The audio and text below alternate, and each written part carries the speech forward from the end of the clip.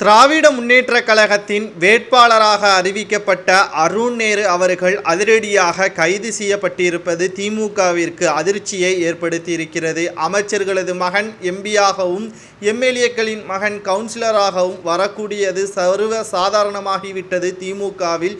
இந்த நிலையில்தான் KN நேரு அமைச்சராக இருக்கக்கூடிய நிலையில் அவரது மகன் பெரம்பலூர் தொகுதியில் தற்பொழுது வேட்பாளராக அறிவிக்கப்பட்டிருக்கிறார். இந்த நிலையில்தான் தேர்தல் விதிமுறைகளை மீறியதன் காரணமாக பெரம்பலூர் வேட்பாளர் அருண் நேரு அவர்கள் மட்டுமல்ல 50க்கும் மேற்பட்டவர்கள் மீது தற்பொழுது வழக்கு பதிவும் செய்திருக்கிறது தேர்தல் அதிகாரிகள். ஒட்டுமொத்தமாக பெரம்பலூர் தொகுதியில் எங்களுக்குத்தான் சாதகமாக இருக்கிறது என்று திமுகவினர்கள் கூறிக்கொண்டாலும் நிச்சயமாக நேரு அவர்கள் பேசியது எல்லாம் மக்கள் மறந்திருக்க மாட்டார்கள். கிட்டத்தட்ட நேரு அவர்கள் தான் முதல்வர் என்பதற்கேற்ப மக்கள் மத்தியில் பேசியதும் ஒட்டுமொத்தமாக கேள்விகள் கேட்கப்பட்ட அனைவரையும் தாழ்த்தப்பட்டவர்கள் போல் நடத்தியதும் தாழ்த்தப்பட்ட வார்த்தைகளை பேசியதும் ஒட்டுமொத்தமாக திமுகவின் மூத்த அமைச்சர்களின் செயல்பாடுகள் முதல்வர் ஸ்டாலின் அவர்களுக்கே பிடிக்கவில்லை என்று மேடையிலேயே பேசியிருந்தார்.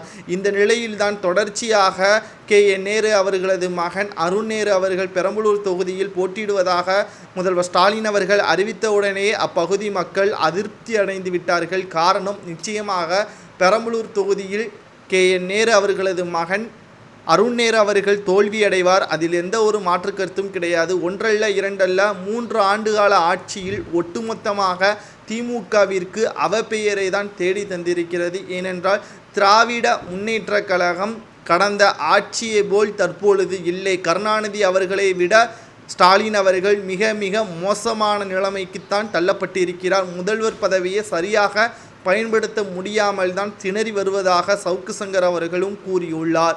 இந்த நிலையில்தான் அருண் நேரு அவர்களை விமர்சனம் செய்வதற்காக பல்வேறு எதிர்க்கட்சி தலைவர்களும் பெரம்பலூர் தொகுதியில் வரிசை கட்டி வந்து கொண்டிருக்கிறார்கள். அதைவிட நாங்கள் பிரச்சாரத்திற்கு பெரம்பலூர் தொகுதியில் அதிகமான நபர்களையும் கூட்டத்தையும் சேர்ப்போம் என்பதற்கேற்ப வீராப்பாக பேசிக்கொண்டு தேர்தல் விதிகளை மீறியதன் செயல்தான் தற்பொழுது கைது நடவடிக்கை மேற்கொள்ளப்படுவதாக தேர்தல் ஆணைய அதிகாரிகள் தெரிவித்திருக்கிறார்கள். மேலும் சில தேர்தல் ஆணைய அதிகாரிகள் திமுகவிற்கு உடந்தையாக இருப்பது தெரிய வந்திருக்கிறது. உதாரணத்திற்கு நீலகிரியில் பறக்கும் படை அதிகாரிகள் ராசா அவர்களது காரில் சோதனைகள் நடத்தாமல் பெட்டி பெட்டியாகவும் மூட்டை மூட்டையாகவும் இருந்ததை பரிசோதனை செய்யாமல் அங்கிருந்து அவர்களை போக சொன்னதும் மிகப்பெரிய அளவில் பேசும் பொருளாக மாறியிருக்கிறது.